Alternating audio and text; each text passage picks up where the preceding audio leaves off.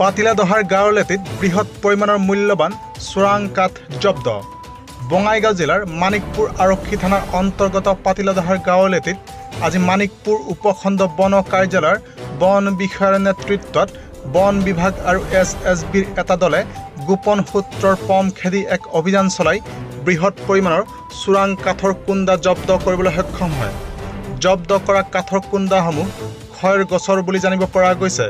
বিভাগীয় কৰ্তৃপক্ষই জনোৱা মতে খয়ৰ কাঠখিনিৰ আনুমানিক বজাৰ মূল্য প্ৰায় ৬-৭ লাখ টকামান হ'ব বুলি ধাৰণা কৰা হৈছে। পাতিলাদহাৰ গাঁৱলেটিৰ কবিৰ হুছেইনৰ ঘৰৰ পৰা উদ্ধাৰ কৰা হৈছে উক্ত অবৈধ কাঠৰ কুন্দাবোৰ।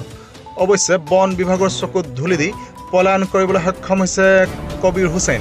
আজি আবেলি প্ৰায় ৪মান বজাৰ পৰা এই বাতৰি প্ৰস্তুত কৰাৰ সময়লৈকে বন বিভাগ আৰু SSBয়ে যৌথভাৱে অবৈধ কাঠখিনি উদ্ধাৰ কৰি মানিকপুৰ উপখণ্ড বন বিষয়াৰ কাৰ্যালয়লৈ স্থানান্তৰিত কৰা কামত নিয়োজিত হৈ আছে।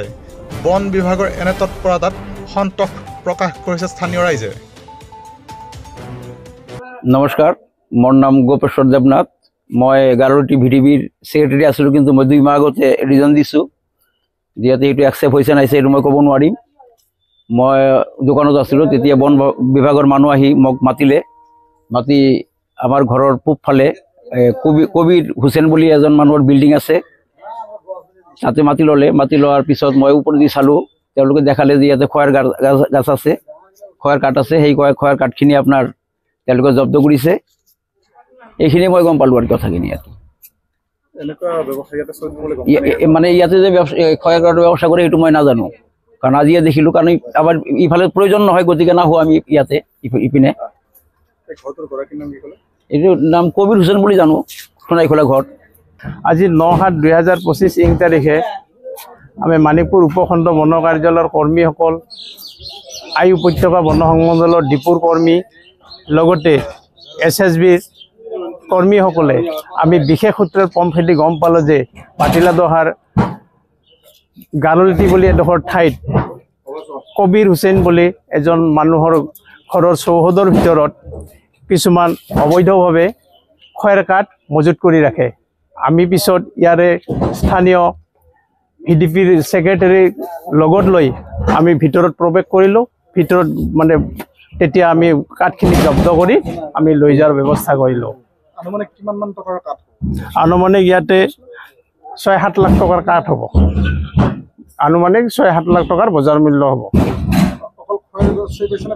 আমি অকল খয়ৰ গছে পাইছোঁ। মানিকপুৰ বন বিভাগৰ আজি বৃহৎ সাফল্য। ইয়াতে বহুত চোৰাং কাঠ, খয়ৰ কাঠ, পুৰেণ বাজাৰ গাৰোলিটি বুলি কয়, তাত মানে জব্দ কৰা হ'ল। আৰু তাত গাঁৱৰ বহুত মানুহ আহিছে, আমিও খবৰ পাই আহিলোঁ। আহিতে চাওঁ, ভিতৰত সঁচা হৈছে। এই চাওক, প্ৰায় 8-9 লাখ টকাৰ কাঠ হ'ব। বিৰাট জয়। আৰু মানিকপুৰে যেতিয়া বন বিষয়াই এনেহেন কাম কৰি আছে, কেইদিনমান আগতো আমি চাইছিলোঁ ৰেল গেটত কুচলাইগুৰিৰ পৰা আহি থাকাতে বাম্পাৰ এখন ধৰিছিল। দিনতো আগে পাছে এনে বাম্পাৰ চলি থাকে, কিন্তু আজি অকস্মাত এই বন্ধৰ দিনা আহি যে এই কামটো হ'ল বহুত জয়। আৰু এনেকৈ যদি কৰি থাকে কিছুমান মানে আমাৰ বহুত ভাল হ'ব আৰু গাছ গছনি।